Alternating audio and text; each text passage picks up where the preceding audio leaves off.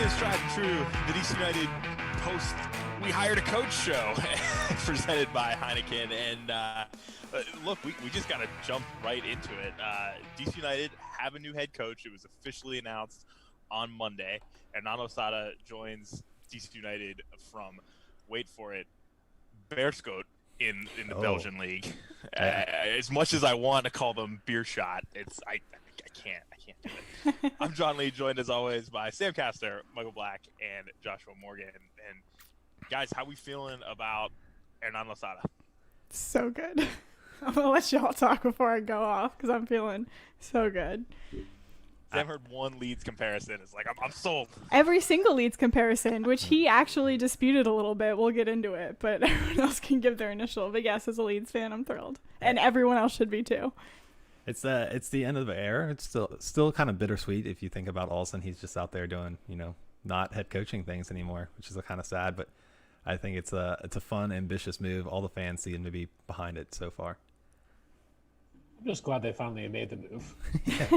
We've been waiting something like 100 days to have a decision here, and I think all of us were impressed by what we saw from him this week. And obviously, we'll get into some of his resume and what we're expecting to see from him during the show. But I'm just glad that we know who we can have and can start building for this coming season whenever it starts. From what I've seen too, it was a little bit of a shock that he took the job. I won't try to pronounce the team other than Beerschot, right? But I guess, he's been doing really well with them, right? We heard that. You can see that. We heard Casper say that yesterday when DC United live streamed their press conference. But I've seen a lot of the fans are really sad because they were thinking that he was going to take him to the top of the table. And I don't think they really had any indication that he was looking elsewhere. And that was actually the headline of the article MLS put up was Losada was not looking for another job, right? This kind of came out of nowhere for everyone, I feel, which just makes it that much more fun to talk about, I think. And we didn't get a whole lot of detail from Dave Casper this week on the process that they went through to get Hernan Losada. This was a guy who was not on most of our radars when Ben was fired or when the season ended. It kind of just came out of nowhere within about a week or so, and then all of a sudden we've got a new coach. Sorry. No, it's one of the things Casper said the whole time is that if he was available when they started this process, that 100 or so days ago, he would have been the guy pretty quickly. And you're right. We don't know exactly what changed within that time.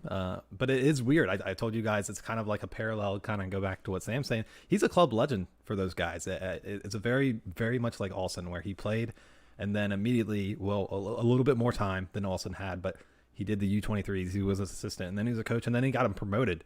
And he was competing with some big teams in Europe already with his local side. So it's kind of a shock for them. It's kind of a shock for us because he's not from the usual sphere of MLS head coaching hires.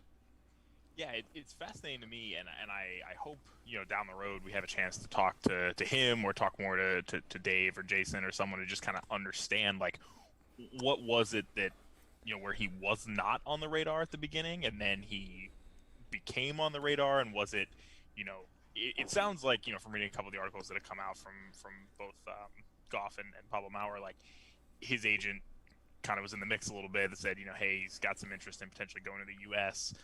Sounds like he attended a Galaxy game a couple years ago and thinks really highly of MLS. And that actually caught me off guard a little bit. It's funny. I think I found myself becoming a little bit more of a Euro snob over the last couple of years, which is weird for big MLS fans. But it kind of stopped me dead in my tracks when I read the story of Beerschot and how they came up. They started out this season. They won away at Bruges, which nobody does in the Belgian league. And I'm looking at the table right now. They're 10th, 3 right? points out of a Europa League spot. And I'm so interested to find out from Losada, what is it that he hopes to accomplish in MLS? Is it a catapult his career even further if he's able to replicate and even better some of the success that he had?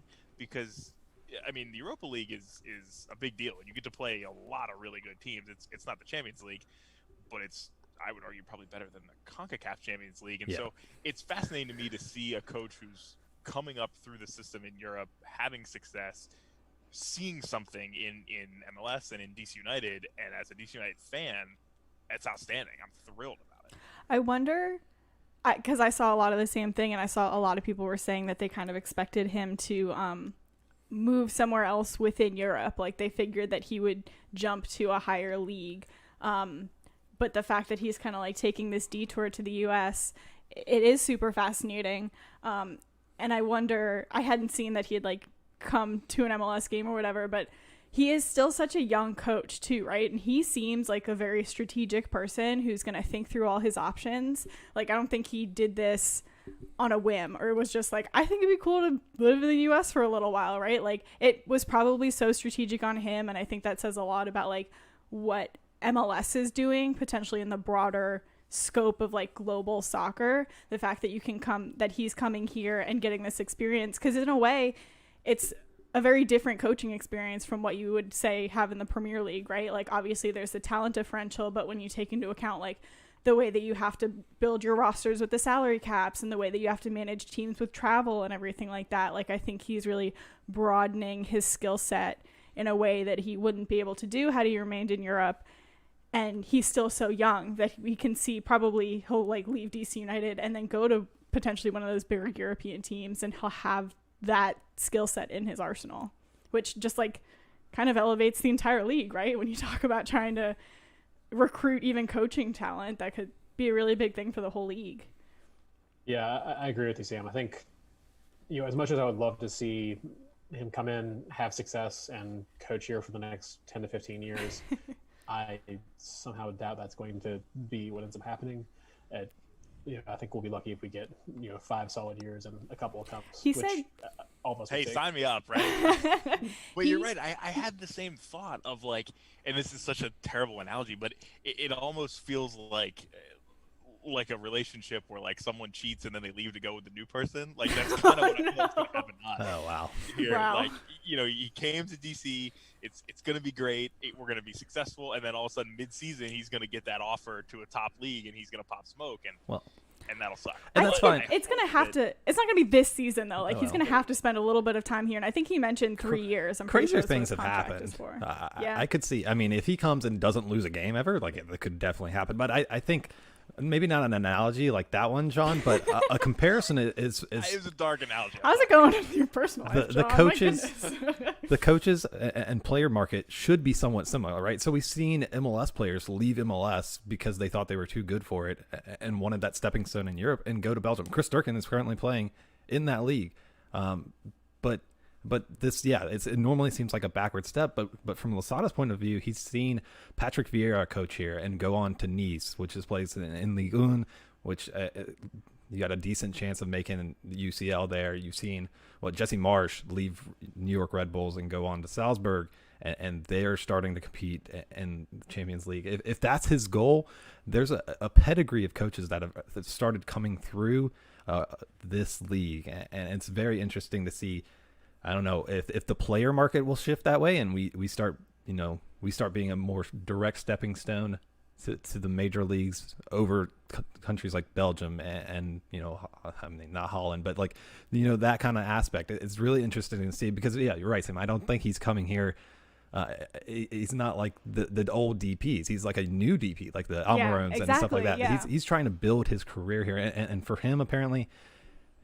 Coming to DC United and coming to MLS is a step in the right direction, and you just gotta love to see it, and it's promising for the future. Yeah, I think he's a little bit ahead of the curve in where this is going, and I think DC specifically, with kind of the Jason Swansea tie. I mean, Jason said last week when we talked to him that he's looking to build that connection and foster that connection for things like recruiting and coaching and things like that. So potentially Losada is even looking at it like, let me do really well here and build my relationship with the owner of a championship team who is potentially being promoted this season, right? So at least to have that connection if he is ultimately looking to go to Europe. Oh man, that last I time don't a want full. to talk about championship sides that are going to get promoted. Yeah, I'm no. gonna cry.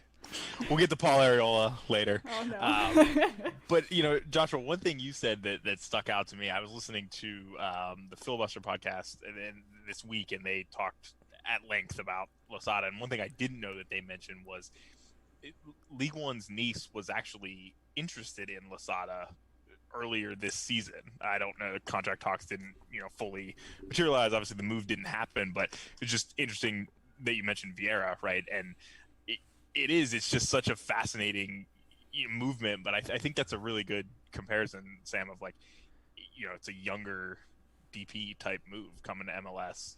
You're gonna get that exposure here for sure. I think one of the things that DC United fans, one of the many changes that we're going to have to get used to is we're not going to have to worry. We never had to worry about Ben Olsen leaving on his own. Rather, we probably will have to worry about Losada getting a better offer someday. But that's a good problem to have if that means that he's got wins and championships and success under his belt, right? Yeah, and again, I don't think he's going to leave. I think he's going to have to prove himself here, right? Like all these other bigger teams were potentially looking at him to prove himself there, but now that he's made the move, he did really great things in the Belgian league, and now that he's made the move to another team, I think they're going to sit back a little bit and be like, what can he do with this? So again, I don't foresee like this season necessarily being the season that someone else tries to scoop him up, or potentially even next season, because hearing the way he talked about how he views this opportunity at DC United. Again, DC United aired that entire press conference. I'd highly encourage everyone to go watch it. He seemed really excited about the ability to have his hand in the entire system. So you talk about at his former team, he, was one of the youth coaches and kind of built his way up, obviously, all over Europe, right? That's a little bit more structured and built out than what MLS is working on. They're trying to catapult that. So I think he's coming here and he's seeing that he can kind of like remake the entire system. And he can have a say in how we build our youth and like what goes into that. And obviously, he's going to work with the people who are already in place, but I think that also is like elevating his experience, and like he's going to be able to prove that he can do it, and but that is going to take a couple of years to prove. And he also comes in with a very fresh start. I don't even know how I would stream the Belgian league if I was trying to seek out a game, although at some point my soccer degeneracy will get there. But to bring that system that he's played with in Beerschot and come to the U.S. and apply it, no one's ever seen exactly what he's got, or there's no history there in the MLS, good or bad. And after some of the previous folks we were looking at, to have the team go with a full, fresh restart saying, hey, this is something that we're interested in. We think that this guy is going to be able to apply that here. Dave Casper talked on Friday about how he's not afraid to play young guys. That was one of the biggest revelations of this season, was that we've got young homegrown guys who can step onto the field and be ready to play immediately. And so I'm excited to see that continue. And like Sam said, kind of continue to build that youth development system. I think that's the most sustainable thing long-term, rather than trying to splash a lot of cash to get the next great thing from South America or up and coming in Europe. To grow your own and to really develop that system. It's a very exciting time to be a DC United fan.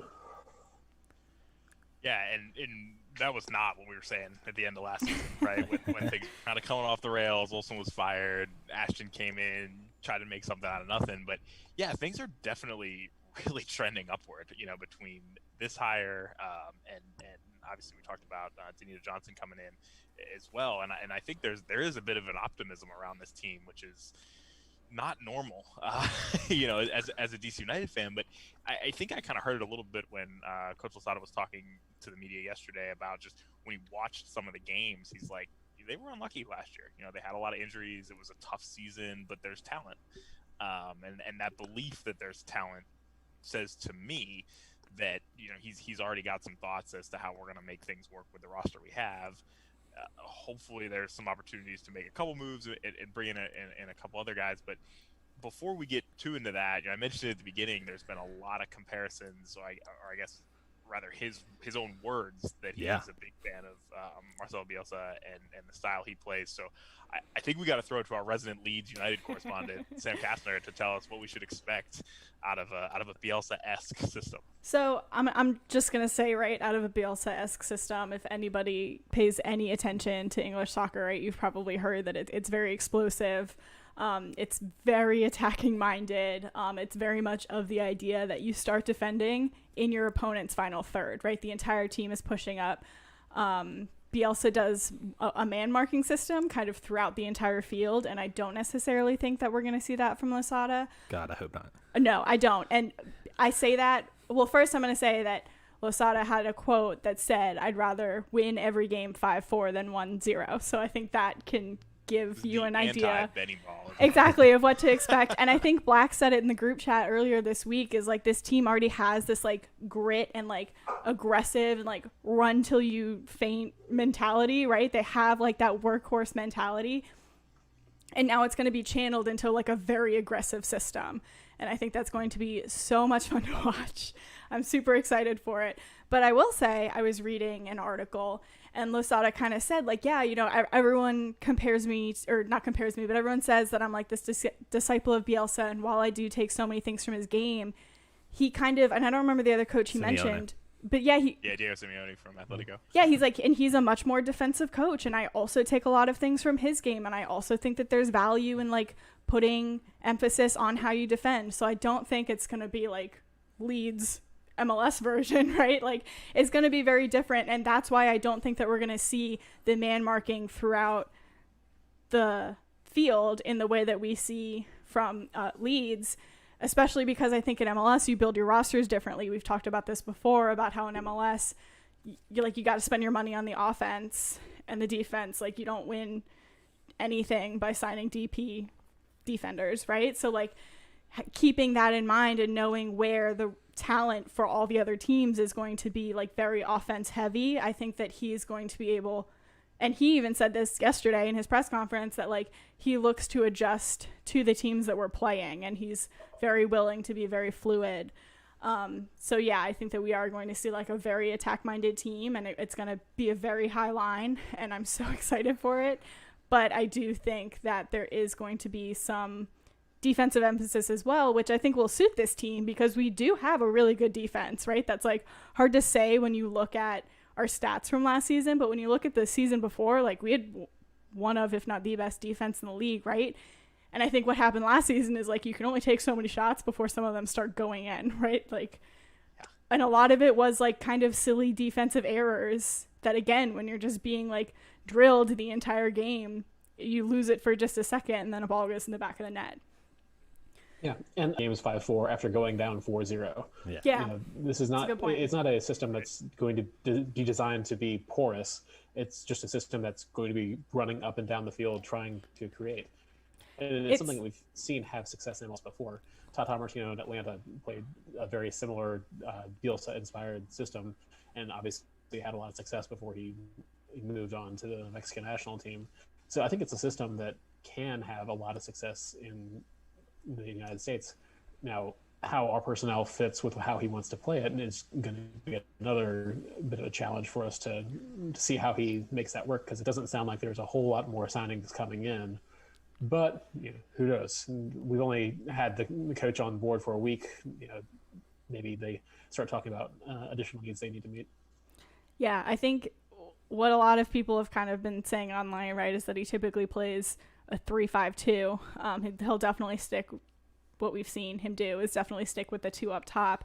But those kind of outside players kind of shift. So you kind of go from like a 5-3-2 to a 3-5-2, depending on, again, like what's happening in the game and if we're more offensive or defensive. And I feel like we do have the wide players to certainly streak forward, right? Even playing defensive Benny ball, that's what we saw from our outside defenders, right? Is them like really making those overlapping runs and rushing forward. And I think that they're very wonderfully going to fit into the style of system. My biggest concerns, and we talked about this a little bit when we kind of went through the roster, our center back and then another striker. I think are big like problem, or not problem areas, but like areas that we will need to make a signing for. I think we were all concerned about depth at the striker position when we thought we would be playing one, and now to understand that like Losada's preferred style has two. Oh boy, that's definitely it's worrying, and we'll talk a little bit about the super draft here in a minute, but I want to talk a little bit about the potential opportunities that DC United would have with wingbacks in a potential 3-5-2 system. I know that both Atlanta United had used Gressel a little bit in that role in the past, and we've unfortunately seen Paul Arriola at just proper right back in the past, which has not been great. But wing back a little bit different, and you think of just how crowded the midfield is on this roster right now, and there's a good amount of talent that was really coming on at the end of last season. Hernan Losada did a 180 in my mind last season. By the end of the season, you're getting much closer to the player I remember him being before he left. And then, of course, Flores was really felt like starting to find his own in a way.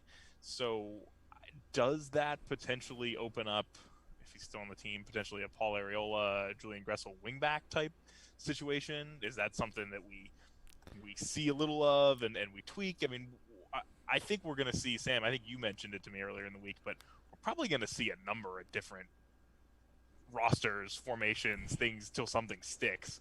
But what do you guys think, kind of out of the gate we see? I think it's important to know that Losada said in his press conference yesterday that he's okay to like flex. It's going to be flexible at first. The roster's not his. There's a lot of turnover.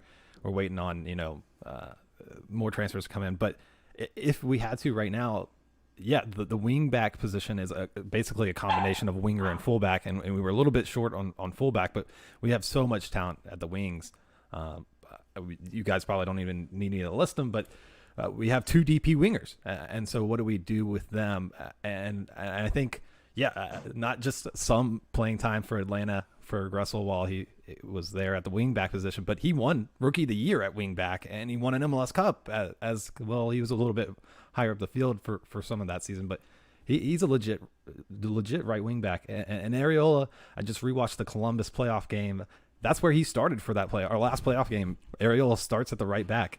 So they both can play. I'm just worried. I don't think you can. They're both so right-footed. I don't know how they would be inverted. What I'm excited about, and I know this is a long shot, but is Kevin Paredes got some reps at left wing back last season in the slouch. I would love to see him maybe make that position his own. So then who would you stick? Well, the guy that doesn't go to Swansea probably plays right wing back for us. Well, the other thing is, though, I mean, I could see Joseph Mora potentially having some success there. Oh, yeah. I remember some really good overlapping runs. Again, that year where last playoff appearance, right, when him and Fisher were both really kind of coming into their own at outside back. They were both attacking outside backs too in the way we were playing, and so I could see him getting some opportunities out there as well. Yeah, I didn't mean to diminish Mora. He's definitely, I think he's one of the better left backs in the league, and it's not always saying too much, but he's definitely quality over there. So it's his position to lose, in my opinion. I would be interested to see if he shifts to center back when you play 3 in the back or 5 in the back, whatever. As I've seen Wolves play a lot of this, you can maybe not have the most center backs, right? Yeah. You can put some guys that are a little bit pacey because you have a center, the center half. Like your pivot. He can switch over if one of those center backs wants to get forward, or he can deal with the crosses that come in over the shorter, maybe more athletic. So. And then as a team, you practice for that, right? If you know that on your left side, Mora's going to be going forward, everyone kind of shifts over, and you just like kind of overrush the left side position, but you have that like balance in the back. Yeah. So I think it's different. Matthew Doyle, the analyst for MLSsoccer.com, has completely written off the first year for DC United. Basically, he says this is a 4-2-3-1 lineup that's going to try to play 5 in the back, and it's not going to work. But I think Losada will be able to coach them into it. Yeah, that's disappointing to hear that he's kind of already written it off, because I don't think it's going to be that bad. I don't think that last year I mean, could you argue that the roster was better suited for the system we played last year? Like, okay, yeah, you could probably argue it was better suited, but we didn't have any success. Right. So, like, to say that this year's a total loss already seems a bit dramatic. Yeah, I mean, what is a total loss this year? Like, you finished 12th or 13th out of 14 teams. So true. True. How if you come in and you finish 10th, which this year would have been a playoff spot, probably isn't next year. Not ideal. But we haven't played a second of soccer. We don't even know when the season's going to start yet. Yeah. I think we're all going to be optimistic and hopeful until proven otherwise. Yeah, there's going to be some growing pains trying to shift guys into it. But it's also going to be surprising to see how some of the guys step into different roles and flourish in ways that we may not have expected. We've found this year that Flores likes being on the wing more than playing as a 10. Does he slide back into a 10 if he's in the middle of a 5 in the midfield? Assad playing on the wing, but also like sliding to the 10. There's a lot of different changes that you can do. And I know we think about players as, they're locked into being X position. Like, you usually don't go from being a center back to being a forward. But other than that, there's a lot of flexibility in what you can do. And it's going to be a challenge for Hernan to come through and say, this is how we're going to play. This is how I think the guys I have can fit this system. But I'm excited to see it. And one thing I want to point out in defense in particular, there's one guy on DC United's roster that actually does have some history with Hernan Losada, and that's Frederick Briant. They were both on Beerschot together from 2011 to 2013. And so Fred's obviously getting older in his career. He was, I think he was my MVP last season, if I recall that episode correctly. I don't think he's done yet. He's got another year under contract. I could see, a good amount of this season with him in as one of the 3 center backs, and potentially, we know from talking to Fred, he's interested in potentially coaching down the road. I'd be fascinated to see if in 2022 Briant becomes an assistant coach on this team and stays under Losada, kind of gets his opportunity to transition into coaching. I don't know. I'm speculating quite a bit there, but I do find it interesting that they played together in the past.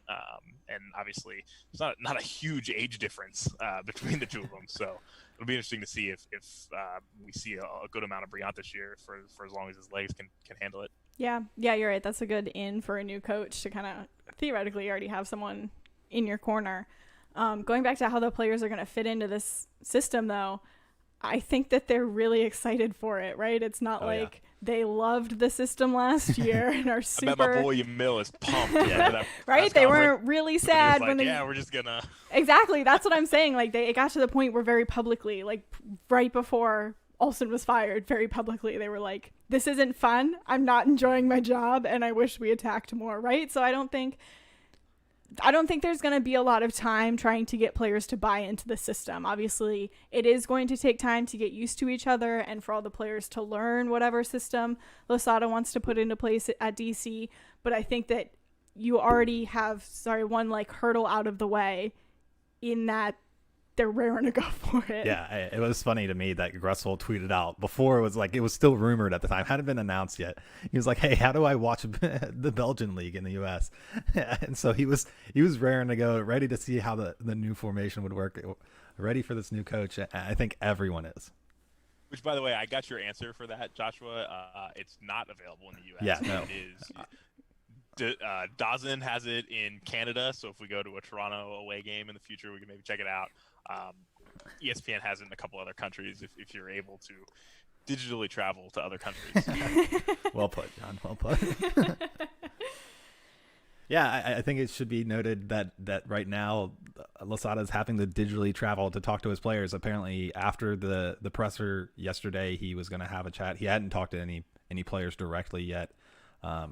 And so he's still waiting on his visa. We're all super excited for him to be here, and we're talking about him moving on already. But he's got to get here first. We're still pending all that. I'm sure it'll go through. Which was super interesting to me, and I think this says a lot about what we have to expect. That Casper spoke first yesterday, and he was like, Losada's had a lot. Like, he's been going basically 13 months straight. There's a pandemic. His life has been in Belgium for 13 years, I think he said.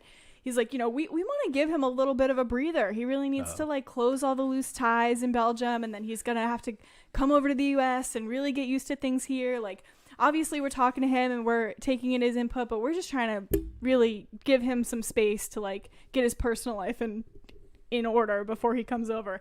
And then Losada comes on, and I think word for word he was like 24/7, I'm available to DC United. I'm watching games, I'm learning, I'm getting ready, I'm gonna hit their ground running, like, let's go, I'm ready, I'm here for DC United, and we're gonna make great things happen. So I think that his mentality, not that we didn't see that at DC United, because we all know like how passionate Ben Olsen was and still is about making this team successful, but I think the strategy and the way that Losada is going to approach the on-the-field product is so vastly different from what we've had in the past.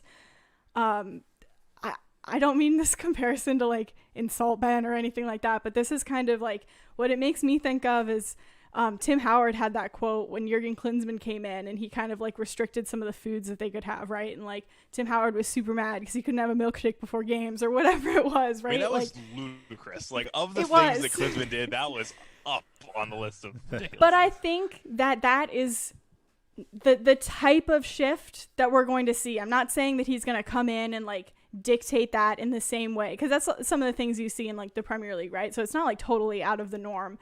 I don't think that's necessarily what's going to happen, but I think that type of mentality from like a laid back, like not even laid back, I don't know, it's just a shift in intensity and a shift in the way that you look at the game and the way that you maybe watch film and approach it. And I think it's going to take DC United to the next level in a way that we haven't seen before. It was definitely that kind of hire. The assistants came in, and this was probably general practice for a team, is you come in and you have to research the team beforehand. You have to tell the owners and the GM, this is where I think you guys are at right now. This is where I would play this guy and this guy and this guy. It doesn't seem like that happened for Losada. It seemed like Casper found an ambitious coach with a style of play that the fans want, and Levian, after talking to him, that's what he wants to play. And they're going to get to that instead of Losada coming in and you know, fixing DC United. He's coming in and he's going to be DC United. He's like shifting it. Yeah, he's like rebuilding it almost. And he's, again, just changing the way that DC United is going to operate and approach things. And I think it's going to be just a higher level. Or so we hope. Yeah, I mean, no knock on Ben, but I don't think anyone looked at Ben as a coach and the product he put on the field and said that this is a breaking new ground strategically kind of coach. He had a number of strengths, you know, connected to the players, obviously a legend of the club, but to have a coach coming in who's got a different strategic mindset, who understands that you can win games in other ways than just trying to get a lucky goal and bend not break. It's an exciting change. And I think, you know, too, going back to the issues with the transition, you know, coming over and getting visa sorted out, I think it's going to be weeks, not months. You know, he's clearly eager to get over here. And we found out Friday that it sounds like he's keeping at least 2 assistants, in Chad Ashton and Zach Thornton are likely going to be retained. So that's going to help with the transition, getting the folks in. Obviously, they're going to have to adjust to what Hernan wants to do coming in, particularly Chad having had the reins for a little bit and then yielding them back. But yeah, I'm hopeful that kind of consistency across the staff is going to be of advantage when we do try to make a whole lot of changes coming forward. Yeah, I think they both still have 1 year on their contract. Yeah. So what I heard was that Losada has the opportunity to hire maybe one more assistant coach to kind of bring someone in. But it's not surprising that those 2 are staying on, right? Because we had heard that was a potential issue for hiring other coaches, is that they didn't necessarily want them. Yeah, and I'm fine with it. I think Ashton showed in his little stint last year that he's not an Olsen disciple or anything. He was willing to change things up, and so if he has a head coach that says, hey, this is how I would like to play, it's going to be a good balance where Ashton seems to be accepting of the new ideas, but he also has so much history in this league and understands the mechanisms and the workings. So I think it could be a good, and Zach Thornton is a legend in this league, and our goalkeepers are always great. So I was going to say, from the Thornton perspective, I don't know you can get much better. I mean, in MLS standards, right? And I think one of the things that's super beneficial about those guys staying on is, you know, we're all very excited. I mean, hell, I started off the show worried about when he's going to leave, right? When Losada's going to leave. So we're all very excited about this. But we have to talk about just how risky it is, like you guys were saying. I mean, this is not the expected hire, and I don't think it was what any of us thought we would see, at the end of last season. But it's kind of what we hoped to see, is something that would come in and totally change things up, take a risk. There's not much to lose at this point, right? But having guys like Ashton and Thornton who have MLS experience should be so important for Losada, because let's be honest, foreign coaches have not had regular success in MLS. I mean, we've seen it be done, but it is a challenge to come to this league for, I mean, the laundry list of reasons, whether it's roster rule craziness or traveling across Belgium for your closest away game here in the U.S., right? So there's so many differences that I think, hopefully Losada can learn from Ashton, a little bit about MLS, how it works. And yeah, in a year, if he's like, hey, I want to bring in my own guys, like, rock on, that's great. But I think there's an opportunity for some continuity there, and in my mind, that can probably only be a good thing for DC United. I think that's a valid point. I think I was deep in the woods here when I was expecting Armas to be hired, because that would have been a very DC United move. But I was going to counter with, like, only one coach with no U.S. soccer history has ever won MLS Cup, and that was Tata Martino with an absolutely stacked Atlanta United team. Besides that, every single supporter shield has been won by a coach with U.S. ties. And we're talking about the greats in MLS history. It's Caleb Porter, Bruce Arena. Those guys had college experience before coming up. But also the counter to that is how many coaches of foreign, relations have come into MLS before, and were they really, like, did they stick around for 20 years like Arena? Sure, Arena and those type of people have won a bunch, but they've also been here forever, and they've also are probably like 80% of the head coaches in MLS. So I don't think it's a knock on him. I think it's one of those, like, U.S. soccer misconceptions. Like, just because foreign coaches haven't won all the time in MLS, it doesn't mean it's not possible. I think it's just statistically hard to overcome. Yeah, it's a very small sample size, and and it's always a talking point. The media brings it up quite a bit, which is why I mentioned it. Go ahead, Sam. The literal exact same thing happened at Leeds when they brought in Marcelo Bielsa, right? Everyone was like, he has no English experience. He's not going to be able to adapt. His style of play is so different from what, like, typical English soccer is. He's not going to be very successful. And now here he is in his second year, having brought the team up, and he's basically mid-table in the Premier League with 99% of the same players he had in the championship, right? Like, he was able to do something and build something with this vastly different mentality.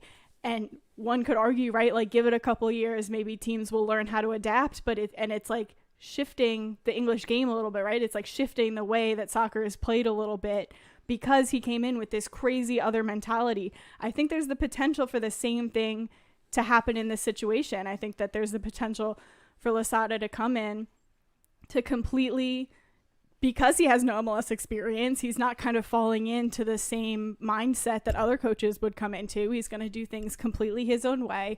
John, I think you're right. It's great that he has the continuity in Chad and Thornton to, like, be able to learn about MLS, right? He's not just, like, floundering, but to learn about it, but then say, well, that's great, I'm still going to do it this way, and to really shift the way that things are happening. And I think I mentioned earlier, he might be on, like, the very beginning of a cusp of a wave of this being a lot of coaches seeing MLS as a way to grow their career. And if he's able to come here and have that type of success, I think that it would mean really great things for the league overall. Two things. For first, he's clearly very aware of the changes that MLS is going to bring to his life, as opposed to coaching the Belgian league. Things like travel, things like trying to manage weird roster rules. It's something that he's coming in eyes wide open that, hey, this is a strange league when it comes to trying to deal with those problems. And that can't be overstated, that you have to be ready to deal with that. And I think the other side, we're obviously very excited and hopeful for it.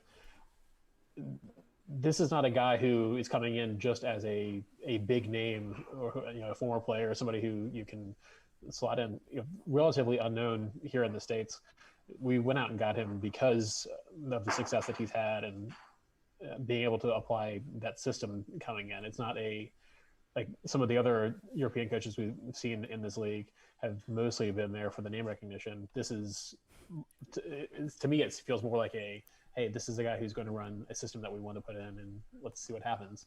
Now, it could flounder, but Joshua, I think you're exactly right. Just because the league has always been led by domestic coaches does not mean it always has to be. And if we're ahead of the curve for once, moving forward and how we adjust and how we do this, it could pay off major dividends. Yeah, we're ushering in. What are we at now? MLS 4.0. We're really at the starting of that. Black, wow. I think. What a declaration.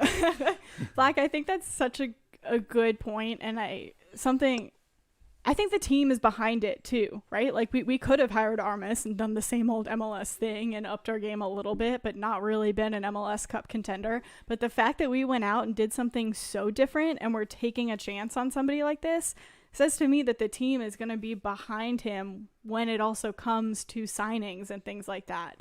And I think talking to Jason, he also seemed very excited about lifting this team up and, making us one of the kind of automatic write-ins for MLS playoffs again.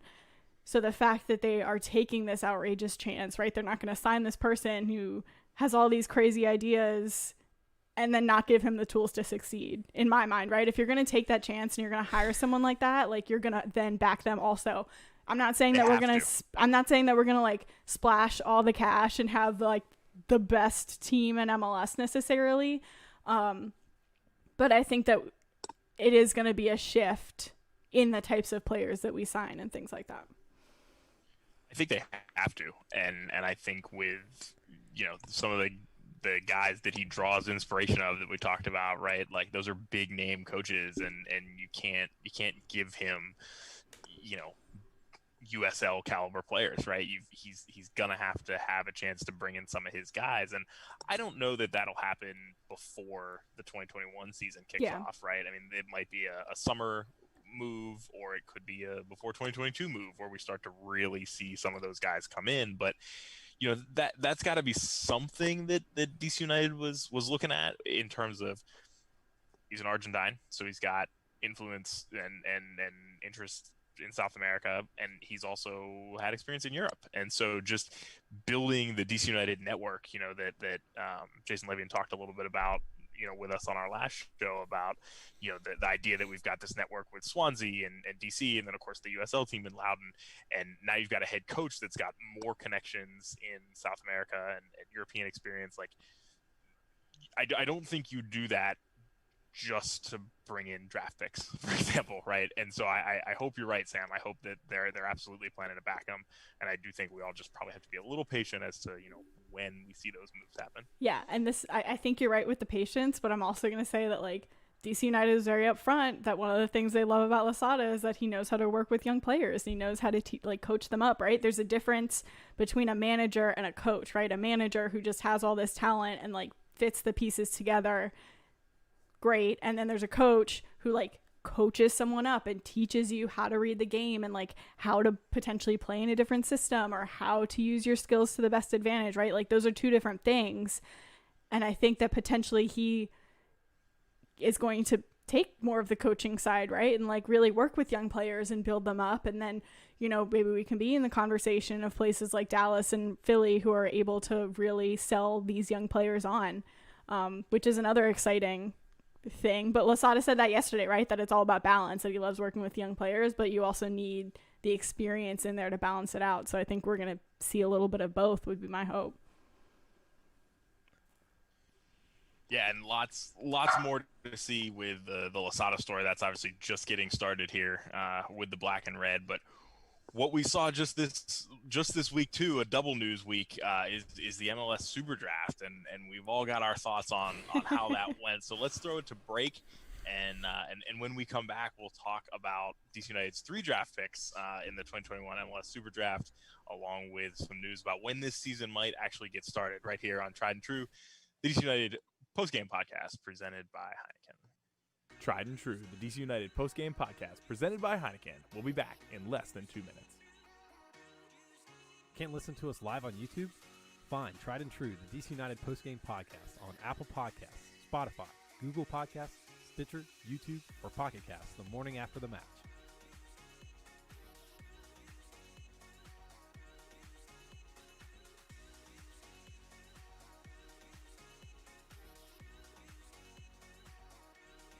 Tried and True, the DC United post-game podcast presented by Heineken, will be back in less than 90 seconds. Hey, thanks for listening live. If you want to join the conversation, let us know what you think in real time using the chat on YouTube Live, on Twitter using the hashtag TriedAndTrueDCU, or text us at 202-892-6328.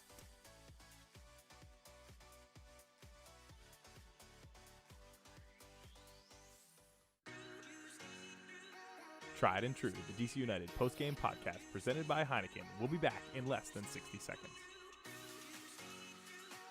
Let us know what you think between games on Twitter at hashtag TriedAndTrueDCU or email us at triedandtruedcu@gmail.com.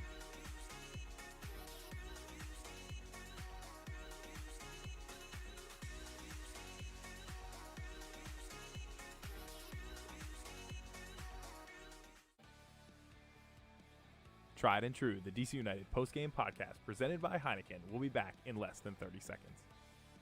Hey, thanks for listening. If you like what you hear, go ahead and give us a follow on social media. You can find us on Instagram or Twitter at TriedAndTrueDCU. Again, that's Instagram or Twitter at TriedAndTrueDCU.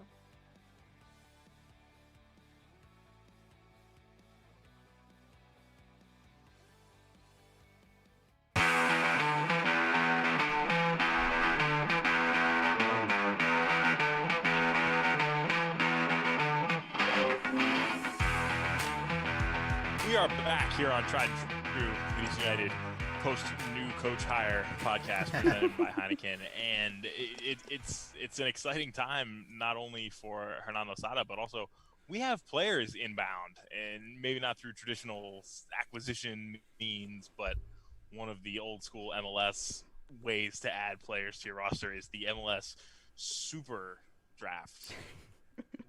It has a cape and everything. It kills me every year. We don't even have a sponsor. Come on, we can change the name, right? DC United had 2 picks. No, I think Adidas sponsored it. Yeah. It's official. Yeah. They have a combine and everything. Adidas sponsors everything in this league. Come on. It's like written into the contract they signed. Just don't want to get sued by Adidas that we didn't give them proper credit. Maybe you should reach out. Yeah, maybe. That's true. But it has definitely been the Super Draft since 1990s. Oh, that is a very 90s name. Yeah. Yeah, super. DC United went into the day with 2 picks. They ended the day with 3, and we'll talk a little bit about how that happened. But DC United had the number 4 overall pick, and things didn't start out kind of as predicted. It was kind of painful. It was hilarious. They got to the point where they were like, you know what, we're not predicting anything anymore because no one's listening.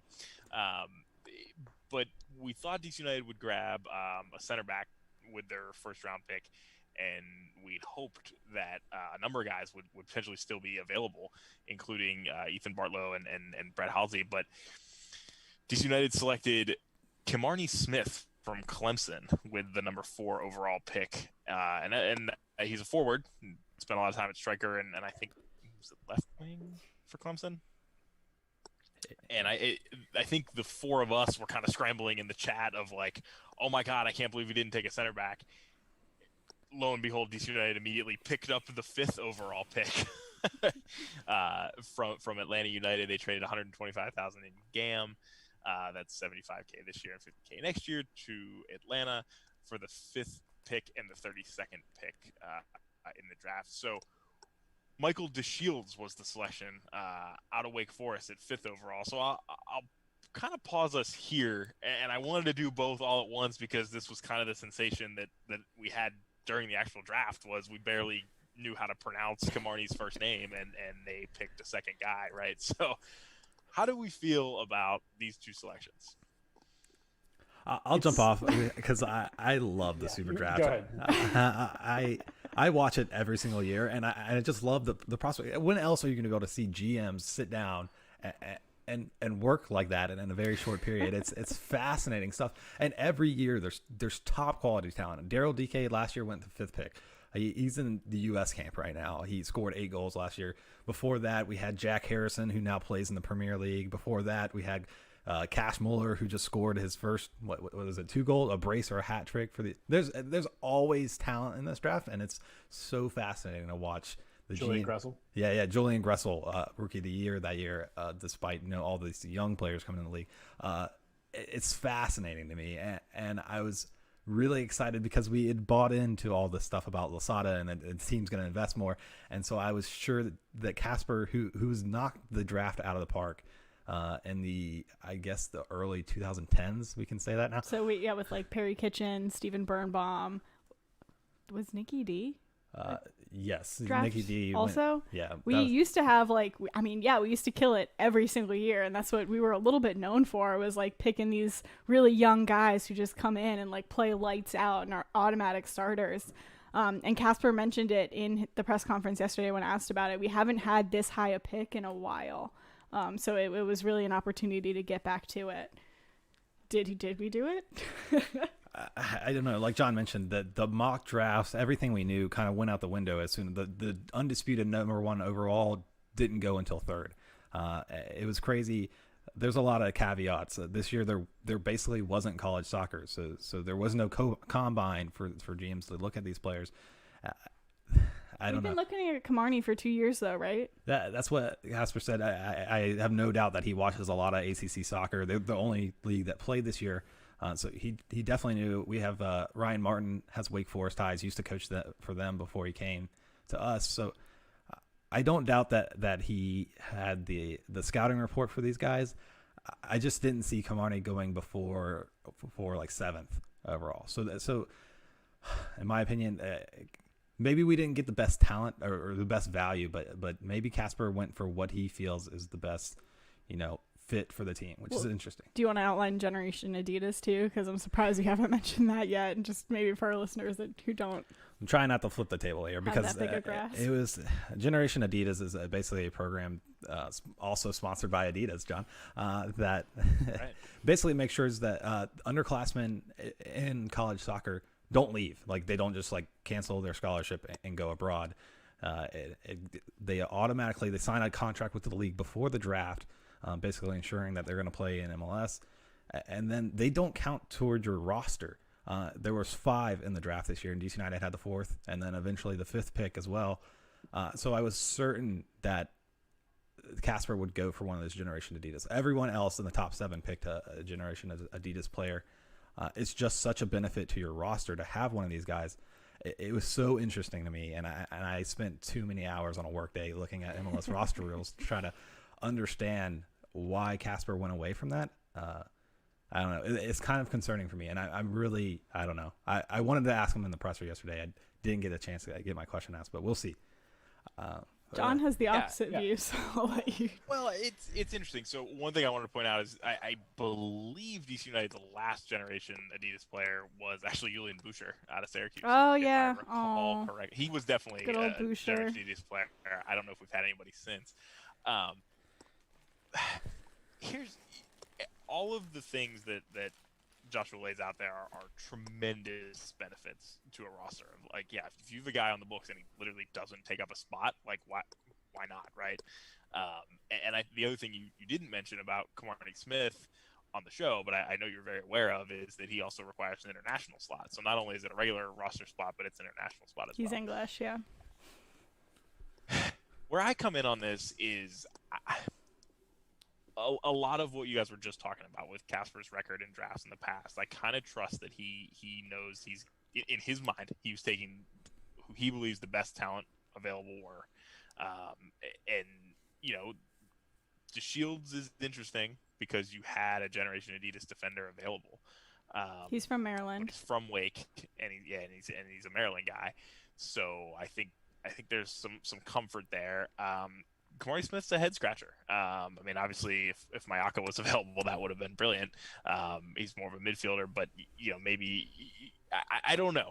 But I guess all that's to say, I think you find a way to get these guys on your roster if they're going to make a difference in whether that's the starting 11 or in the 18, or they're going to get minutes. You find a way to get them on the roster. DC United are not notorious for having huge rosters, and I would guess that there's some level of optimism that the ability to move players between USL and MLS is going to be more normal this year as opposed to last year where it was kind of like one or the other, which would make this easier. But I think Casper looks at both of these guys as like they could play for the first team this year, and I think that's why he didn't just take a Generation Adidas guy. I think it's also worth mentioning it's DeShields, right, who has the contract with Revs too, so he essentially has to be given the DC United contract as opposed to the Loudon one. Just to throw that in, another layer of these picks. Go ahead, Black. Yeah, and I think where I come down on it is that Casper clearly rated both these guys. There's a reason that we decided to spend additional GAM to come back in and get that 5th pick and to get another guy who doesn't meet the Generation Adidas criteria. So you're paying all of it. If DC United looks at those guys and says, "Hey, these 2 guys are guys we need and guys that we are going to make our roster," which I hope they do because that's the only thing that makes sense with the way we conducted the draft, then it's a great draft, and they did what they needed to do. There's, you're unlikely to be able to make the same kind of return off of trying to make a transfer for somebody else from outside the league, or find a player somewhere else. It was 125,000 in GAM. It's not a whole lot, especially if you're not making big signings elsewise. So again, if the team rates the guys and wants them, then I have no problem with going the way they went about it. Now, if they don't pan out, then we're going to have to ask questions about it. I think a little bit along the same lines as what did we say we needed? A striker and a center back. What did we draft? A striker and a center back. So that to me says that these are more immediate needs that we're filling as opposed to like signing guys out of college and then giving them a couple years of shifting between Loudon and DC and then eventually coming up when they're like 25, 26. That's not to say that they're automatically in the starting lineup, but I think that these, especially given DeShield's situation, I think that these are more immediate fills in the roster. Yeah, and soccer is not like the NFL where you need somebody who has had a chance to physically develop through the 4 years of college and end up being 22. Like these guys are 21, 22 years old coming through the draft. That's not. It's young, but it's not as much a developmental prospect. These are guys that you expect to be able to slot in, because if they're not on the field within the next 2 or 3 years, you're hitting 25, and then you really don't know what you've got there. So it's a different kind of beast than the kind of drafts that Americans are used to. So again, if we think that there are players who can step in and get on the field, then more power to them. But if they're not, then it's a head scratcher. Yeah, it's a head scratcher for me either way. I don't understand. I don't think we had to reach for these guys. They weren't projected to go before 6th or 7th for Kamarni, but DeShields was like the 6th rated center back in the league. We probably could have picked him up with the pick in the 2nd round. Casper didn't want to risk it. That's fine. He must rate this talent because and for me the annoying thing is that if he had gone with the Generations Adidas player, which could have been maybe not as good in his eyes, but then that allows you to stack your roster with other players. For me, this is a sign of DC United filling holes. You're filling your roster spots with players that are probably going to be signed to minimum contracts at first because they just came out of college and they're not hot prospects. I would rather Casper shows. It's just a sign of the ambition to me. If we were going to fill our roster, bring in some real talent, we could have saved that GAM for that, and we would have gotten the players that don't count against your cap. I don't know. I don't think you can build a team out of players that just went to college. And that's what seems to be that's what I'm getting from this move. Yeah, and we could be wrong. It could be that these guys step in and especially like we said, top end of the draft, there are some folks there. Now you start getting middle of the 1st round, 2nd round, the guys that may be in the league for a year or two, but in all likelihood are probably not going to stick around. But no, I think you're exactly right. It's the DC United trying to fill the roster out. You know, these are the guys that they wanted to do it with. You'd love to see, you know, bigger name signings, but they looked at this and said, "Hey, this is our opportunity. This will do it." And you see other teams like, you know, Philly, I think, traded all their draft picks away because they saw no reason considering they got homegrown. Yeah. And then Atlanta was more than happy to drop back and then still ended up getting Josh Bauer, who a lot of people were pegging as a top 10 pick.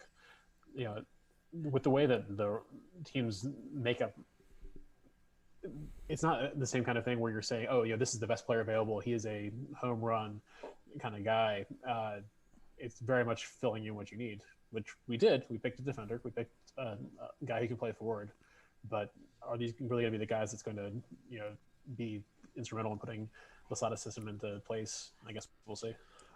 I think the only counterpoint I would potentially offer to that is that I guess I see the draft these days as very low risk and potentially high reward.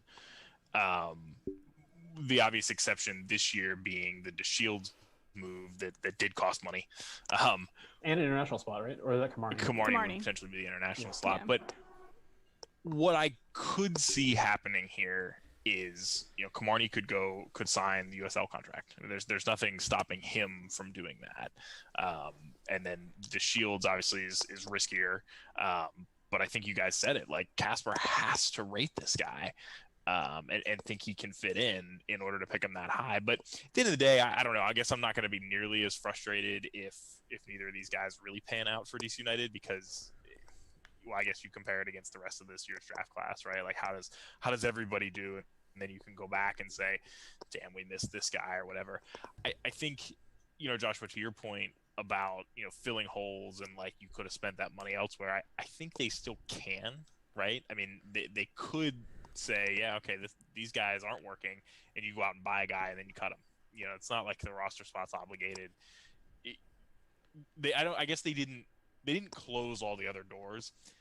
It is a little curious how they landed on these players, but I hope it works out. I don't know. I love the Super Draft, but I don't know if at this point in MLS you can invest in the players there, and that's what we could have traded all our picks just like Philly did. Got 200 in GAM, saved 100 and whatever amount we spent, and then bring in a player like De Leon to fill that roster spot. That's what I would rather see. I would rather see us bet on our homegrown talent and get players there. So and use the extra cash that we could have gotten and bring in better. I think that's how you build MLS Cup roster. That's Atlanta center back Miles Morales. Spider-Man. Miles Robinson. Miles Robinson. That's what he was, a Generation to Diaz player, and they used that GAM that they saved from, you know, not spending that on a regular draft pick to bring in LGP and players like that. I think that's how you win. So I also think, talking about our academy, right? Like this is potentially also where we see holes in the academy. If we don't see a center back who we're going to be able to bring in the next couple years, it makes sense to sign this other center back who you think will be able to fit in the system, right? If we don't have any top-notch forwards in a role where we're already lacking, then yeah, it totally makes sense to sign someone who you have faith that your scouting says that this dude can slide in. Yeah, I think I land more on Sam's side of this one. And I think Philly's just an interesting use case because, you know, they're so lauded for how successful they've been in building their academy and bringing players up and now selling players, but they also shuttered their USL team. And so that there is another key difference between their system and our system now is that they don't have a place to stash guys. So for them to not draft players and for them to trade to get GAM, I see the logic 100%. But DC United still does have to fill out a roster allowed. They're committed to that project. And so I think, you know, you obviously don't want to see 4 and 5 overall picks in this draft be straight into USL ideally. But I think there is a lot to what Sam's saying there about is that potentially a gap in the system because the DC United Academy is not close to where the Philly Academy is yet, right? And so they're kind of going in opposite directions. Like DC United built the USL team later, and now they're trying to, you know, build the academy to build the whole system. And Philly had the USL team, they built their academy, and then they just killed the USL team because the academy is just flowing right into the first team. They don't really need it anymore. So that's one key difference I see, and I hear you loud and clear, Joshua.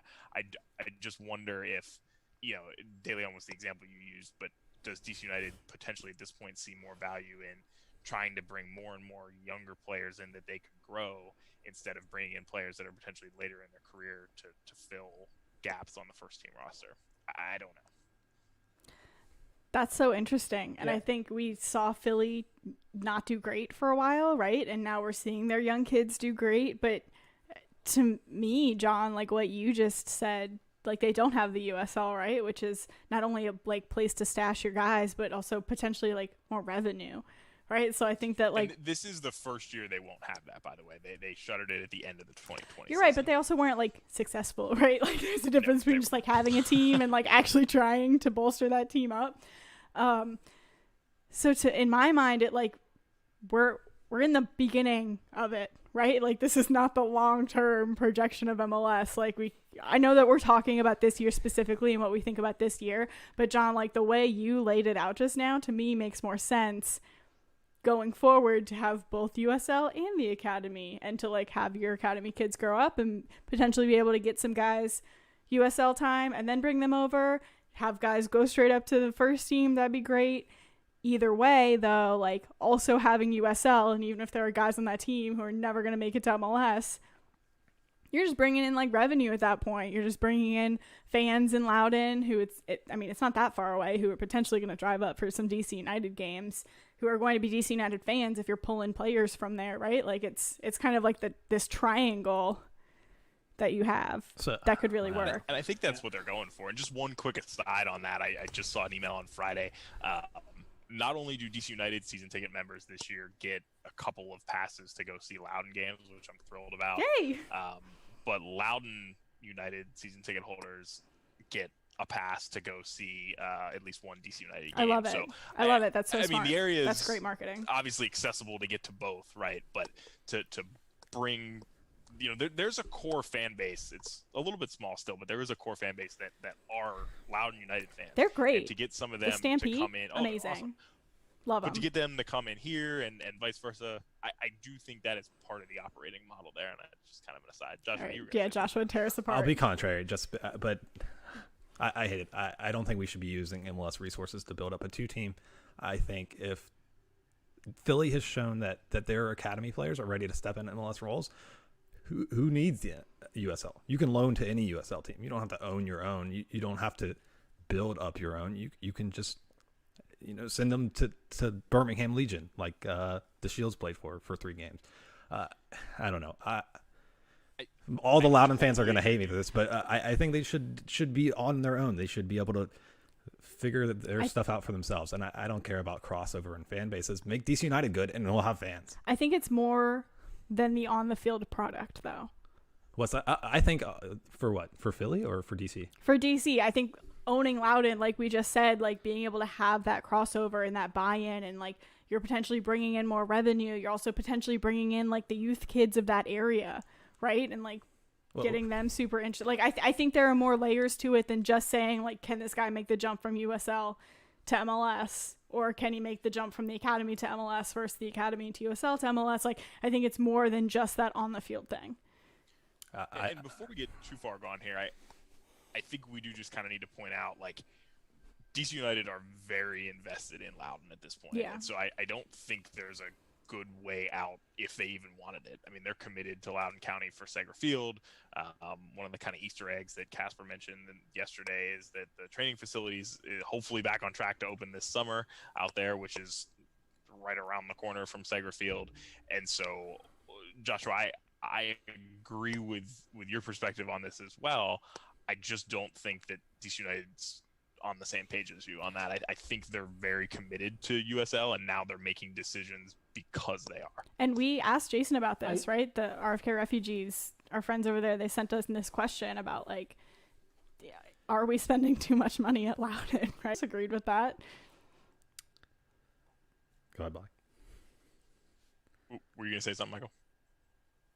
No, I think, there's value to both perspectives. I think I'm not prepared to jettison Loudoun and say that they're, we're still way too early in that experiment. And I think we've been looking for evidence of them investing in the talent pipeline for so long, and to actually have that there, I'm not prepared to entirely write it off. I think it can play an important role, but I am sensitive to the idea that we're not drafting players or spending MLS resources just to have guys who can stash in Loudon and hope they can get good in a couple years. Again, like we said, these are guys who are not old, but are very much closer to the final product that you're going to get. So yeah, I'm torn on it. Again, if they pan out, it pans out. It's great. Looking back at some of our past draft picks, I mean, you got guys like Perry Kitchen, Nick DeLeon, Taylor Kemp, Stephen Birnbaum, all guys who played major roles in this team. You've also got guys like Miguel Aguilar, Julian Boucher, Akeem Ward, guys who never really saw the field for the first team. They were lower in the draft. Those are guys who were drafted more recently. So it's kind of a mix. I think you're seeing a league-wide change in how the draft is used and how it's applied. I think I'd mostly just like to see DC United be consistent moving forward in how they value the draft. If they think that the draft is how they can get talent, then this draft is great. And if they don't, then I have no idea why they drafted the way they did. My ultimate goal for DC United's USL presence is for the academy to be turning out so many players and to be so broad reaching in the DMV that we get the partnership with Richmond back in League One, and so we got affiliates in League One, in the Championship, in the two. I think there's an opportunity there. But yeah, point well taken, and I agree with you guys that if you're going to the draft, especially with the 4th overall pick, with the only mindset being you're going to put this guy at Loudon, that raises some questions. I'm not 100% convinced that that's what they did. But we'll see. There's a lot of forwards available. I don't know how good most of them are on this DC United roster, but apparently we might be wanting to start 2. So that opens up another opportunity for Camardi as well. And we don't want to leave the draft segment without mentioning we did choose Logan Panchot, midfielder out of Stanford, with the other pick we acquired from the Atlanta. A midfielder. Trade. Yep. Wow. Guys, I'll be honest with you, I don't know much about him. Midfielder, right back. And we also got Go ahead. Yeah, we also got a goalkeeper by trading with Columbus. So basically a draft pick, and then Columbus didn't even take the pick, so we can tell how they rate the draft. But but the 2nd and 3rd round guys tend to struggle to make rosters. Do we have 4 keepers now? Hopefully he did. No, we jettisoned 2, I think. Edwards is further up the coast now, right? Yeah, and then we Yeah, but didn't we sign a keeper earlier? last year we drafted a keeper. He's currently with Loudon, I think. This is on the cover. I feel like I'm having deja vu. Didn't we get a keeper from Columbus weeks ago? Yes, that's what was drafted. It was for the 3rd round pick. Oh, okay. He's going to fill same the dude. Edwards same dude gene. then. Yep. Okay, Yep. thank you. My bad. But yeah, Panchot. We all clearly, Really invested in this. Yeah. Panchot started for Stanford back in 2017. He's on the older end. What Black is talking about, the generation Adidas players are normally like sophomores, freshmen, and then everyone else is like leaving college. Panchot started way back in 2017 for Stanford when they won the college championship. He played right back at that point. Since he's moved a little bit more to the midfield, that's why he got that designation in the draft. Kind of like that Tyler Adams hybrid that we've seen start to pop up more in modern soccer. Could be an asset to the first team, I think. Wingbacks, baby. Yeah, I like it. We need depth, so. Yeah, and I think there's still hope that we make a couple moves. But one of the things we got to talk about is when is this season going to start? And guys, it's not looking great. Yeah. We did finally yesterday see that there was, SYNAC communication, as us IT nerds would say, where the league finally responded to a player's counter proposal. For the last few weeks, it's been crazy, and it's been very different than previous MLS labor negotiations, where like Don Garber called a press conference out of nowhere and just started talking about the fact that the league said, here's what we want to do. Haven't heard anything from the players. Hope we can get this moving. There's a hard deadline, and it seemed like the players were all very caught off guard after, of course, the league invoked the force majeure. Did I pronounce that right? Yep. Thanks for the head nod. Great Latin. So basically, the bottom line here is the back of the negotiation table for the third time in 3 years. The players don't want to be there. The initial offer from the league was basically just extending the deal for yet another year, but that kind of, when you look at, and there's great coverage in The Athletic as always about this, but when you look at kind of the salary chart, it really draws out the low wages even longer for some of the bottom of the league and top of the league on non-TAM deal contracts.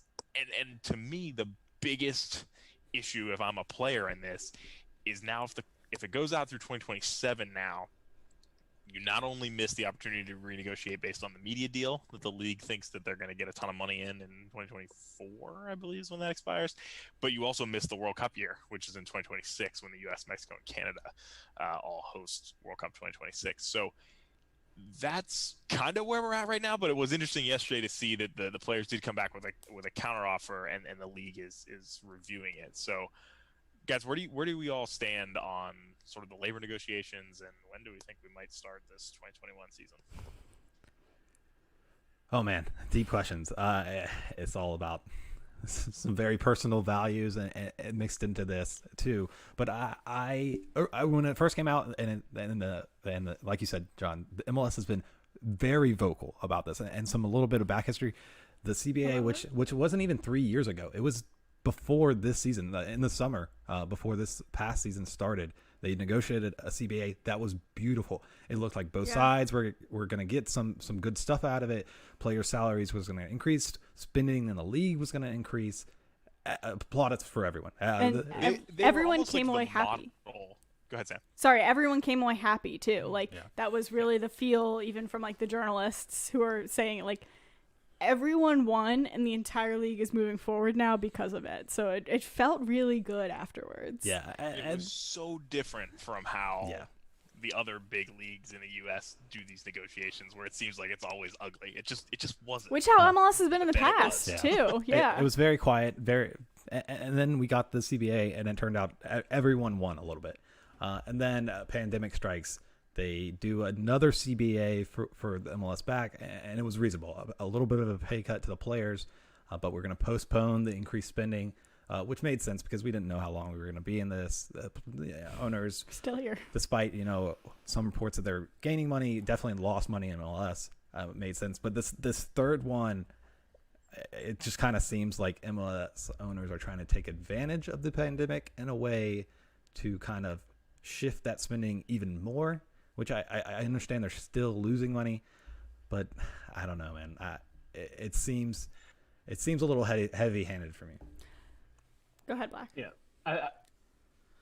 I expect that we're going to end up starting roughly on time. I don't think that we're going to get delayed because of labor unrest. I think at the end of the day, the players want to play. Players get paid for playing. We're going to find a way to get together. And that's been the story with the last couple of CBAs, is they've been negotiating up until the last moment. We've seen CBAs signed on a Thursday when the season starts on a Saturday. Yeah. Including this one. It wasn't ratified. It was agreed to, but not ratified, which is part of what the issue was. And part of that, it was reflective of, the relations being a little bit better. But also, what you've seen in those recent CBAs is a league that's growing, a league that's prospering. I think I take with a grain of salt some of the management claims that they've lost billions of dollars, and I have no doubt that there's a lot of financial hurt going on for the owners, but we don't really have a good idea of what that is or how that breaks down. But I think it is a different situation for them negotiating it now than it was 2 or 3 years ago, when you're going through rounds and rounds of expansion. There's ever increasing new franchise fees. It's a different kind of vibe, but I still would be very surprised if either side found it to their advantage not to actually get out there and get the season going. So whether that's the first weekend of March like we're used to, but maybe not, but it should be relatively close to that time. I don't think we're going to push it out. Remember a couple of years ago, the NFL was threatening a lockout, and they managed to stay locked out from the day the season ended until a week before preseason games were supposed to start. There's a lot of drama, but there's also a lot of upside to getting things together and making it happen. The one potential curveball this year is I think I could make it a fairly effective argument that it would be good for both sides if they drag their feet for a month or two. Yeah. And they didn't start the season until like maybe I agree. late I was just about April, to say early that. May, but they Yeah. still got in the full season because we obviously still have COVID-19. I want to say infecting all of us, but that's not the right term. But affecting all of us. Hopefully not infecting. But if you, Stay safe, wear a mask. Hopefully not. But Social as distance. if you buy a couple months, right? We have vaccines. We have vaccines being rolled out. We're on a path to get back to somewhat of normality. And there's a way that I think if you don't start the first week of March and you start the first week of May, say, you could probably get more games across the league with some level of attendance, if not by the end of the season, maybe even full attendance, depending on where we're at this fall, right? And so I think that's maybe only the one slight difference to other non-pandemic years where you really want to start on time. It could be to both parties' benefits to start a little bit later, but the players don't want to wait too long because they've only got a window in their career where they can play, right? Yeah. So there's that component. John, I completely agree. I was going to say the same thing. Black, I was surprised to hear you say you thought we were going to start on time. Because, yeah, I think it makes more sense to push back a little bit. And I think that's what's different, again, John, like you said about the CBA, is that there's not like a hard and fast deadline to get this stuff figured out. Like, they can kind of drag their feet a little bit. The league would like to tell you there is.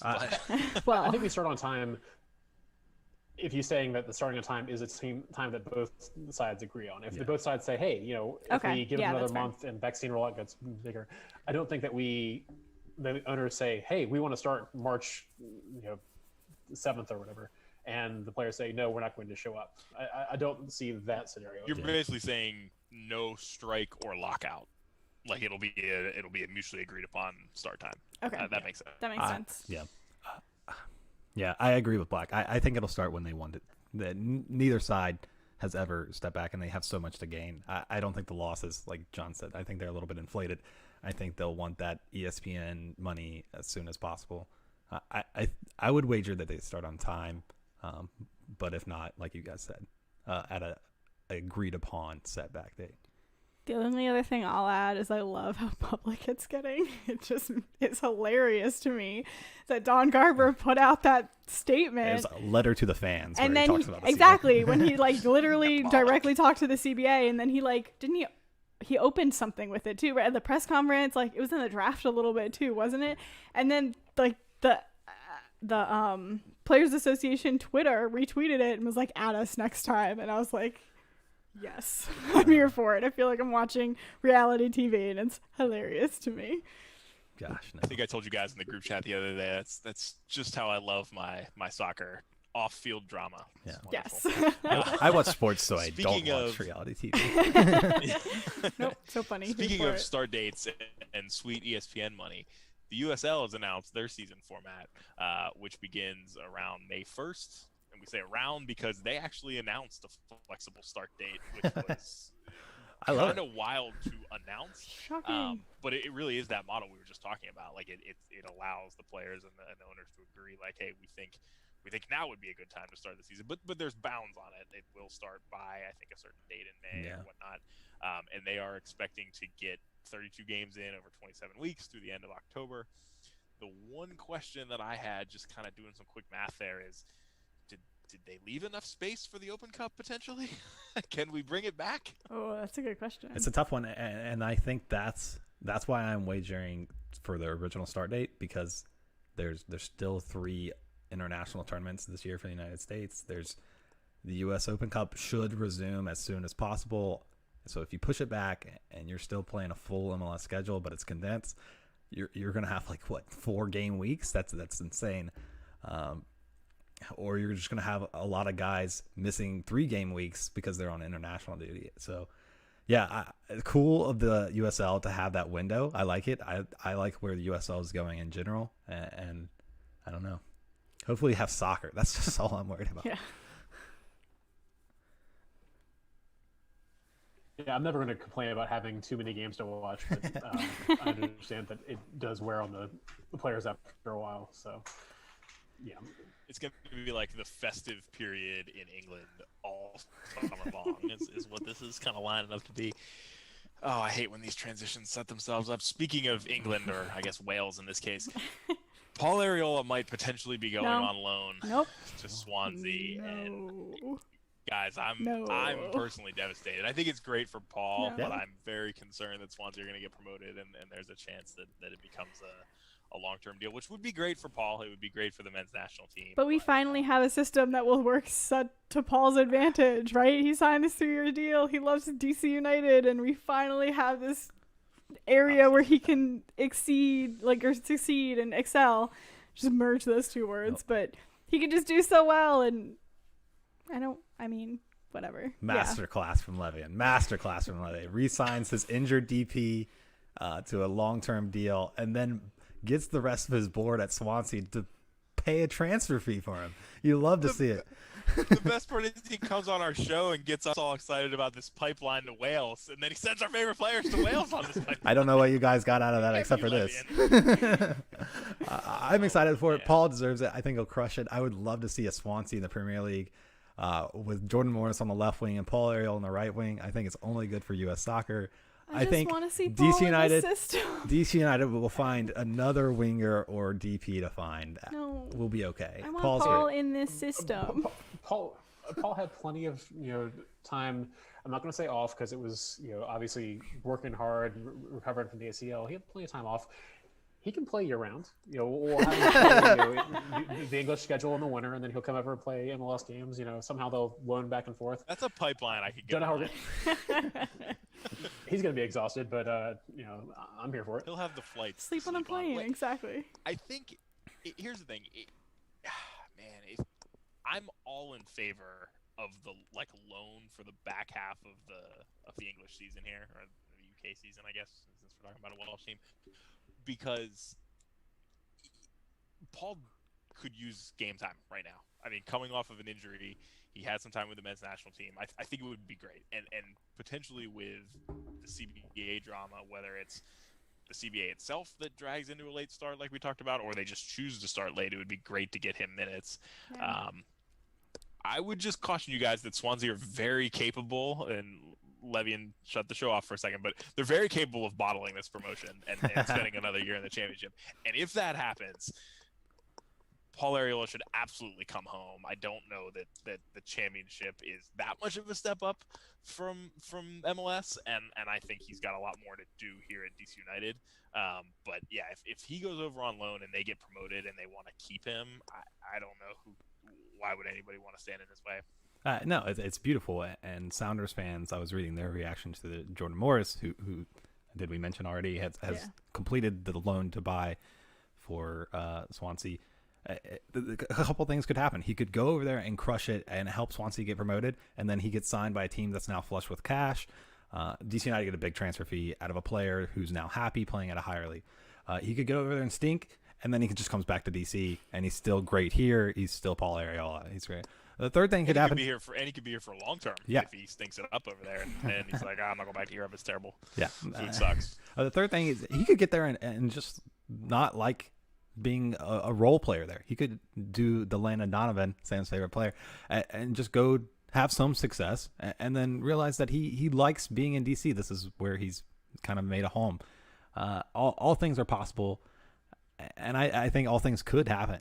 I'm excited for him. I also just think it's very interesting. I was listening to the Total Soccer show, and they were talking about how Swansea were pissed. Their fans were pissed when Jason came in as owner. So that I think is another layer to this, that if their fans were pissed, and from what TSS was saying, it sounds like they're vaguely coming on board now because Jason has really been doing right by the team.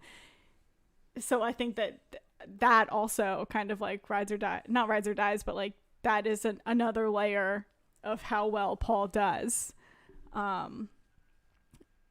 Which I think impacts whether or not he likes it there and wants to stay there and comes back, right?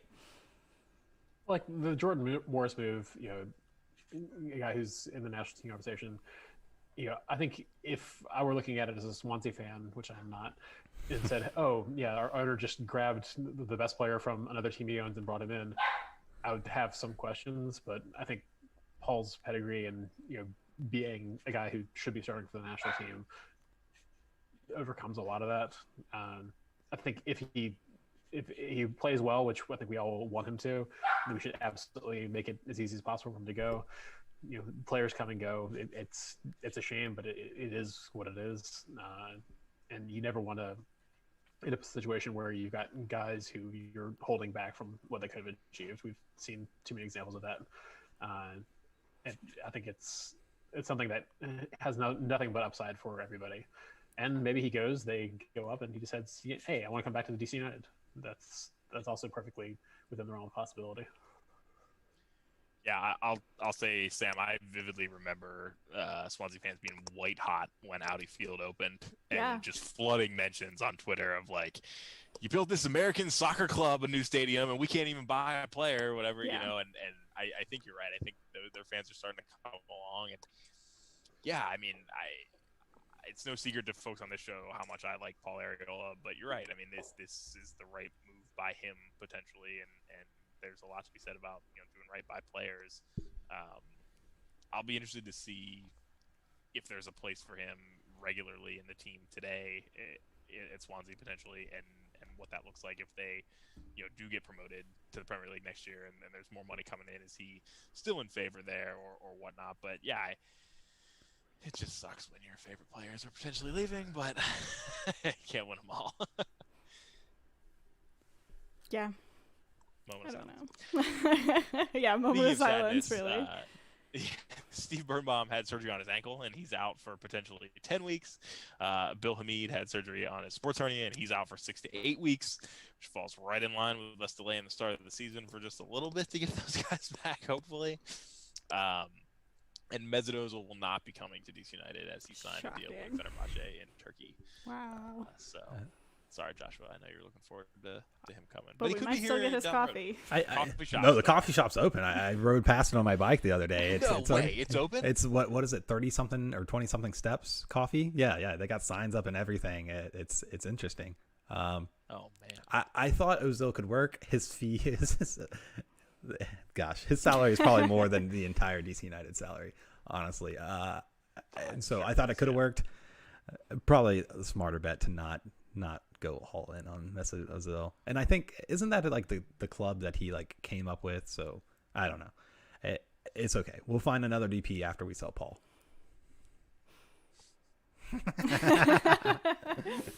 Wow. All right. Well, John's crying. Who else is going to close out the show? Oh, man.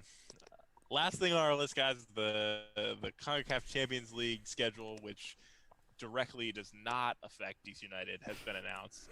It runs from April to October, which is probably a more ideal schedule, maybe the most ideal schedule for MLS teams in the competition, where it used to be ridiculous for MLS teams that the knockout stages were during preseason. Yep. This is definitely better for MLS teams. That competition, though, man, I feel like I'm so excited about the prospect of being in CONCACHAMPS for like a couple weeks, and then I realize we're not going to qualify. And then you watch it when it's on TV, and it's just as awesomely bad as I remember. And I miss it so much. It's totally absurd, and the refereeing is god awful. I miss the CCL play-in games.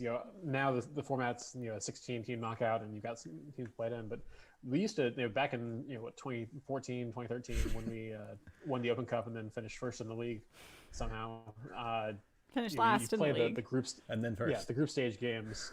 You play the group stage games and have those going through August.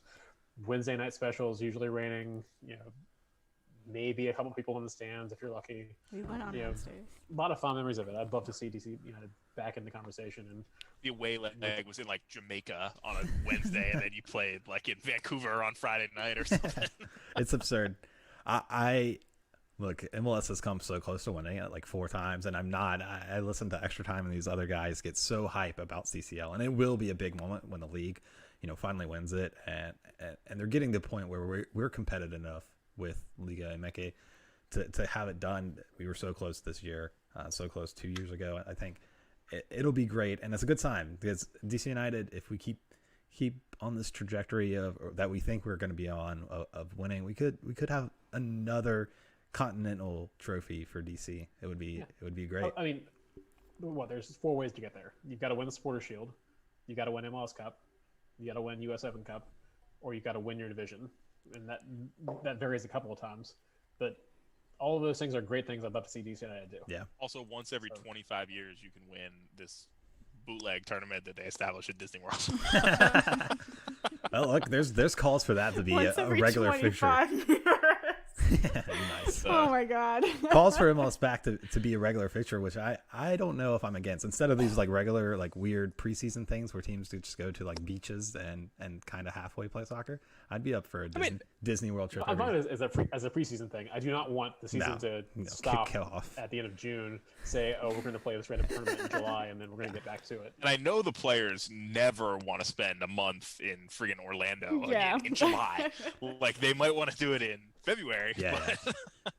Although to our credit, we didn't have to spend a month there. So going full circle, maybe this is out quick. This is Losada's big brain plan. Moreno got out in the first half. Oh my gosh. This is Losada's big brain plan. He's coming to DC. He's going to win the Open Cup, take us through CONCACAF, and then he plays in the Club World Cup against the biggest clubs in the world. That's how he does it. That's the path. Calling it now. I want DC United to be the first MLS rep at the Club World Cup. That would be awesome. We'd immediately draw Real Madrid away and then just get bounced, but I would be there. Fun trip for us. Yeah, let's talk about that road trip. I don't think that's a road trip at that point. I think it's an air trip at best. It's a vacation. Yeah, that's for sure. Although it's almost always guaranteed to be in some undesirable location. Like they put it randomly throughout the world. I wish it was like an actual away day. We'll make it fun. Maybe that's the future of it. We'll make it fun. Listen, at that point, we can all be together again. Everyone travel with us. We'll do this bomb live show in another country. It'll be so great. Tried and true international. Let's go. Exactly. Oh man. Well, we've come to the end of the show, but a couple things I want to mention. The auction for DC Scores, I believe, is officially closed now. Yep. Is that right? Yep. So thank you You guys. can still donate though. Yeah, you can absolutely still You can always donate. Yeah, thanks for everyone for participating in there. I stole a couple jerseys from me, but I got one or two. Joshua tried to buy all of the things. Literally. But we appreciated that. It was a fun time, and hopefully something we can do again down the road. Maybe not virtually next year. Yeah. We have to shout out our friends at Across the Pond. They weathered the storm through the recent indoor dining ban. I think they're back open for indoor dining as well as outdoor on the parklet and all of those things. And they've still got a ton of beer they're trying to kick, as I saw in their email. So hit them up if you're looking for. This is the time of year for a nice Irish-English dinner, right? Yes. So fantastic good. food there. And Great I gluten-free assume our options. promo code still works. You could try it. Yeah. The promo code podcast. They'll probably give it to you. Yeah, or just say we sent you, and you might, maybe you get a beer. What do we miss, guys? Miss soccer. Miss being in the stands. Oh, we're talking about it in the show. That was the heartbreaking thing. Yeah, Joshua dropped. He made us watch the Columbus playoff game, which was heartbreaking. I'm unclear why he did that. He started with the Orlando game, and I was like, this is great. Let's relive a magical moment. And then, audio got messed up. And he's like, okay, we're going to watch the Columbus one. I was like, I actively cried in the stadium for this. Why are you trying to make me do that again? Look, it's just a peek into what audio feels going to be like under Losada. Yeah, but that's what it was. I was like, oh, I miss live sports. It was painful to watch almost. I miss being in the stadium. The Columbus game was great until the shootout. Yep. I agree. Skip that part. Wayne and Lucho, my goodness. And then Patrick Mullins threw a hissy fit. All the DC Unitedness. All right. But yeah, I don't think we missed anything. You're right. I miss live sports. That's it. Next time we're talking, it might be about a Paul Arriola transfer or Stop maybe it. some incoming A transfers, non-transfer. guys. I'm super excited for the rest of this off season. Miss hanging out with you guys in person. I know. All of Everyone, you. wear your mask. Be smart. let's Be get through safe. this Wash thing. your hands. Social distance.